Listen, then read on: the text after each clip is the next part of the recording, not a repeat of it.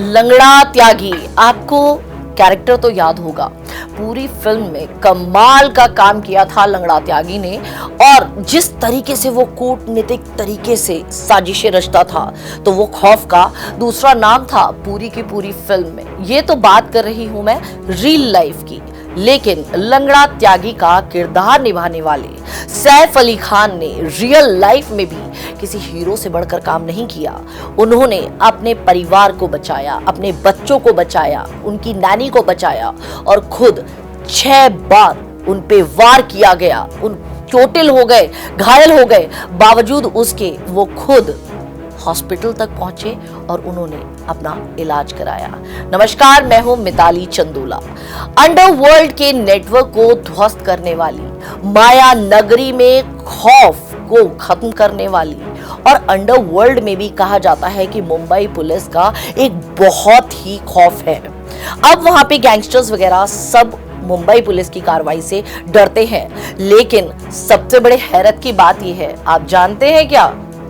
एक चोर ने पूरी मुंबई पुलिस की रातों की नींद उड़ा दी। मैं आज बात कर रही हूँ, जो मैं आज आपको दास्तां सुनाने वाली हूँ, जो कहानी सुनाने वाली हूँ, ये सैफ अली खान की है। किस तरीके से इस पूरी वारदात को एक चोर ने अंजाम दिया और उसके बाद वो वहां से निकल भी गया। मुंबई पुलिस उसको ढूंढती रही और वो मुंबई में ही बैठ के पूरी गतिविधियों को कि किस तरीके से पुलिस कार्रवाई कर रही है देखता रहा।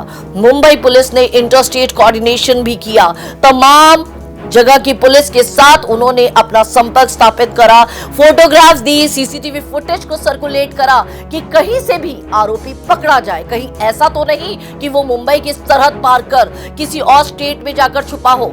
लेकिन हकीकत क्या निकली? मुंबई में ही बैठ के वो चोर पूरी की पूरी गतिविधियों को मॉनिटर कर रहा था, और छुपा कहाँ था आपको पता है? वो छुपा हुआ था झाड़ी। 35 टीमों का गठन किया गया, 72 घंटे की छानबीन, सैफ पर हमला काफी हाई प्रोफाइल मामला था, और पूरे इस घटनाक्रम में सवालों के घेरे में थी मुंबई पुलिस। आपको बताना चाहूंगी, पूरे के पूरे बॉलीवुड में, माया नगरी में एकदम से आग की तरह ये खबर फैली और पूरा का पूरा बॉलीवुड सख्ते में आ गया। एक दहशतगर्दी का माहौल देखने को मिला। आपको बताना चाहूंगी, 35 टीमें लगातार बारीकी से जांच कर रही थी, क्योंकि यहां पर अब मुंबई पुलिस की भी साख पर बात खड़ी हो चुकी थी। वारदात की एक एक कड़ी को सिरे से जोड़ा जा रहा था। 72 घंटे की माथापच्ची कड़ी मशक्कत के बाद पुलिस के हाथ आखिर वो शख्स लग ही गया जिसने मुंबई की ही नहीं, ना जाने कितनी राज्यों की पुलिस की नींद उड़ा रखी थी। यहाँ पर आपको बताना चाहूंगी कि मुंबई पुलिस को ऐसा लगा कि ये आरोपी कहीं ऐसा तो नहीं है कि मुंबई की सरहद पार कर किसी और स्टेट में चला गया। तो फटाफट से सीसीटीवी को खंगाला गया और सीसीटीवी से उसके स्नैपशॉट्स लिए गए और साथ में सीसीटीवी फुटेज भी रिलीज की गई, और पुलिस ने दूसरी पुलिस के साथ और स्टेट्स की पुलिस के साथ इंटरस्टेट कोऑर्डिनेशन भी किया। कहीं ऐसा तो नहीं है कि कहीं और ये छुपा बैठा हो मुंबई की सरहद के पार।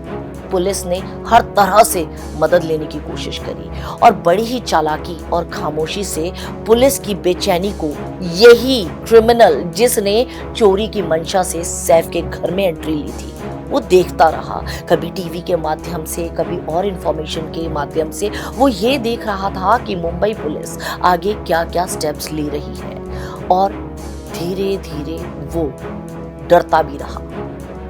लेकिन कहते हैं ना कि मुजरिम कितना भी शातिर हो, कितनी भी चालाकियां दिखा दे, पुलिस के गिरफ्त में आखिर आ ही जाता है। नाम है मोहम्मद शरीफुल इस्लाम शहजाद, पता झोलो घाटी बांग्लादेश, और उम्र तकरीबन 30 साल। आखिर पुलिस के हत्थे चढ़ ही गया। शहजाद की गिरफ्तारी के बाद मुंबई पुलिस ने गुनाह के हर राज से पर्दा उठा दिया। मुंबई पुलिस के एक डीसीपी ने बताया कि ये जो आरोपी है, ये थाने के पास, आपको पता होगा हीरानंदानी स्टेट है, उसी के पास जो मेट्रो कंस्ट्रक्शन की साइट है, उसी में एक लेबर कैंप के पास ये पकड़ा गया है। और जब पुलिस ने इसको पकड़ा, जब वहां छापेमारी करी थी पुलिस ने, तो उस वक्त ये झाड़ियों में छिपा बैठा था। अब आप ही खुद अंदाजा लगाइए, जिसने मुंबई पुलिस को चैन की सांस नहीं लेनी दी और 72 घंटे पुलिस लगातार इसकी खोजबीन में लगी रही, वो कहाँ मिलता है? वो मिलता है झाड़ियों में। बहरहाल मुंबई में ये शख्स अपनी पहचान को बदलकर बिजॉय दास के नाम से रह रहा था और वारदात को अंजाम देने के बाद ये बांग्लादेश भागने की फिराक में था। पुलिस की अगर मैं आपको बात बताऊं, जो हमें पुलिस से पता चला है, तो आरोपी के पास भारत का कोई भी वैध दस्तावेज नहीं मिला। अब बताइए, ये एक और अपने आप में बहुत बड़ा चिंता का विषय है। इसीलिए उसके खिलाफ पासपोर्ट एक्ट के संबंधित जो धाराएं होती हैं, उसके तहत अभियोग पंजीकरण भी किया गया।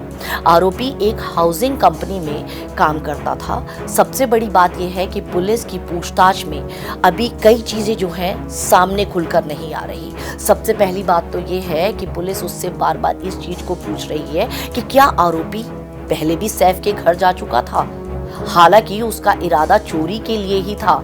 उसने जो अब तक की बातों में, पूछताछ में, इंटेरोगेशन में पुलिस ने अलग अलग एंगल से पूछा है, तो उसने सबसे हर बार यही बात को कबूला है कि वो चोरी की मंशा से गया था और चोरी की ही मंशा से वो दाखिल भी हुआ। अब तक इस पूरे मामले में क्या हुआ है, कई लोग तो शुरू से ही ये पूरी की पूरी खबर देख रहे होंगे, लेकिन मैं बताती हूँ आपको सिलेवार तरीके से कि वो दिन क्या था, वो काली रात कैसी थी। गुरुवार तड़के एक हमलावर अभिनेता सैफ अली खान के घर में घुसता है। वहां बच्चों के कमरे में जाता है जहां तैमूर और जय रहते थे। यही सैफ की नौकरानी भी मौजूद थी, जिसने जैसे ही हमलावर को देखा वो उसके साथ बहस करने लगी और चीखने लगी। आवाज कुछ सुनकर, चीख को सुनकर सैफ एकदम से कमरे की तरफ आए और बीच बचाव करने लगे। जैसे ही उन्होंने बीच में आकर बीच बचाव करने लगे ताकि वो हमलावर बच्चों पर और नैनी पर कोई हमला न कर दे, उस हमलावर ने चाकू से सीधे सैफ पर हमला कर दिया। उनके हाथ पर 2 घाव आए, गर्दन पर चोट आई, रीढ़ की हड्डी पर भी घाव था। रीढ़ की हड्डी पर तो चाकू का टुकड़ा तक फंस गया था। घटना के समय घर पर कोई भी ड्राइवर नहीं था। घर पर सैफ के इलेक्ट्रॉनिक कार मौजूद है, लेकिन सबसे बड़ी हैरत की बात यह है कि इलेक्ट्रॉनिक कार घर में किसी को भी चलानी नहीं आती। इसी वजह से उस लहूलुहान हालत में सैफ को ऑटो के जरिए अस्पताल जाना पड़ा। सैफ जब अस्पताल पहुंचे तो खून में लथपथ थे। तैमूर उनके साथ था। सैफ की पीठ में चाकू का 2.5 इंच लंबा टुकड़ा फंसा हुआ था। सर्जरी के जरिए इस टुकड़े को निकाला गया और गर्दन में भी प्लास्टिक सर्जरी की गई। सैफ अली खान जैसे सुपरस्टार पर इतना खौफनाक हमला, ये अपने आप में पूरी के पूरे देश भर की मीडिया के लिए बहुत बड़ी बात थी।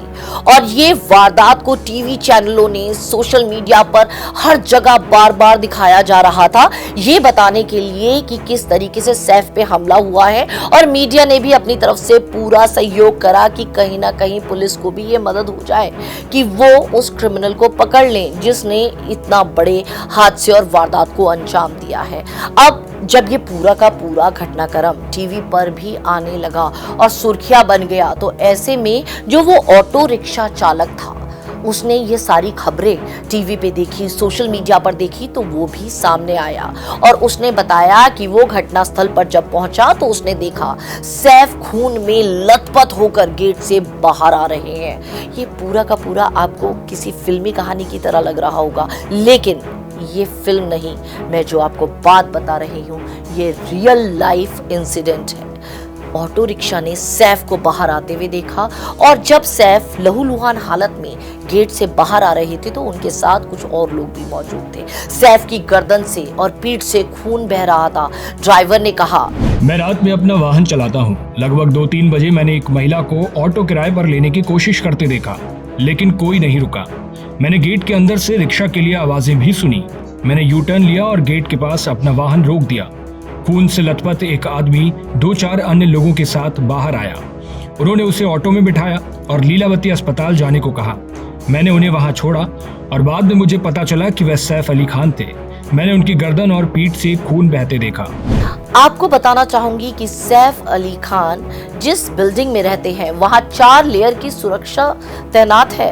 लिफ्ट के जो दरवाजे हैं, सबसे बड़ी बात यह है कि नॉर्मल लिफ्ट वाले दरवाजे नहीं है कि कार्ड लगाया और आप सीधे एक्सेस मिला और ऊपर चले गए।